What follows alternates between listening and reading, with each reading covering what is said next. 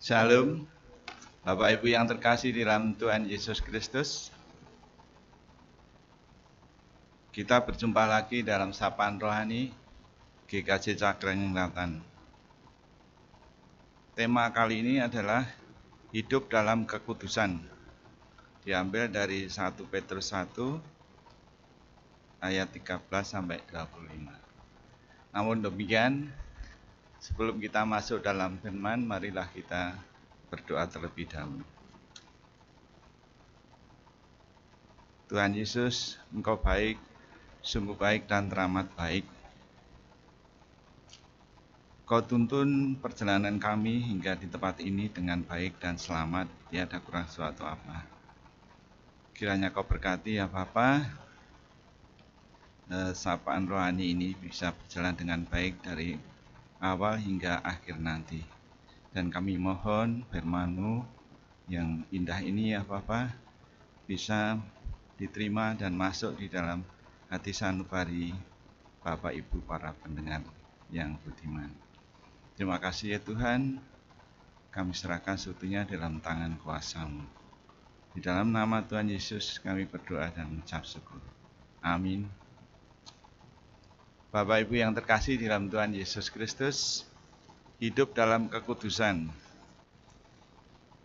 Dalam 1 Petrus 1 ayat 15 mengatakan, tetapi hendaklah kamu menjadi kudus di dalam seluruh hidupmu, sama seperti Dia yang kudus, yang telah memanggil kamu. Salah satu tanggung jawab yang paling berat bagi kita adalah hidup sebagai anak Tuhan adalah hidup dalam kekudusan.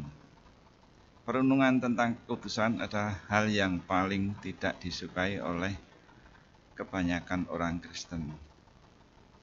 Orang lebih suka, lebih minat pada renungan yang bertema tentang berkat, 2 bertema tentang mujizat, yang bertema tentang ketiga yang bertema tentang kesembuhan, 4 yang bertema dengan pemulihan ekonomi atau pemulihan keluarga. Padahal kekudusan adalah kehendak Tuhan Yesus yang harus ditaati oleh semua pihak sebagai anak Tuhan.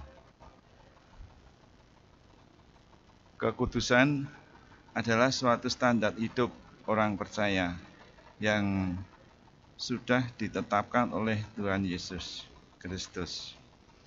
Tuhan Yesus memanggil atau memilih kita sebagai orang yang percaya untuk hidup baik, untuk hidup naik level ke arah Kristus, yaitu hidup sebagaimana Kristus Tuhan kita yang hidup.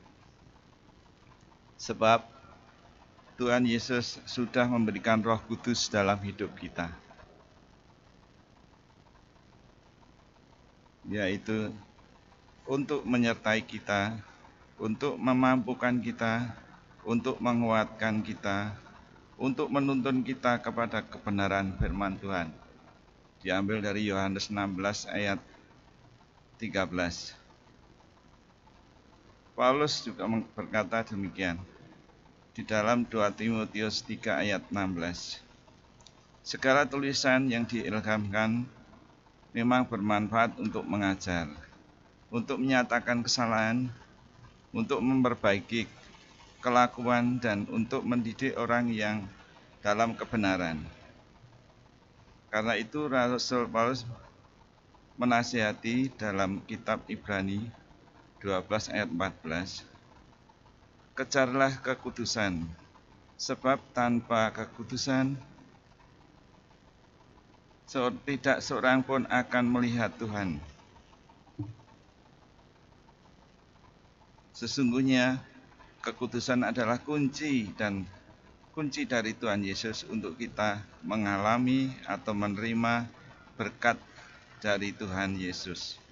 Tanpa kekudusan hidup kudus yang benar di hadapan Tuhan Yesus, mustahil kita akan menerima atau mengalami berkat-berkat Tuhan. Haleluya, amin. Jangan lupa protokol kesehatan 5M. Ingat, tetap terus jaga hati, pikiran dan mulut kita senantiasa di hadapan Tuhan Yesus. Amin.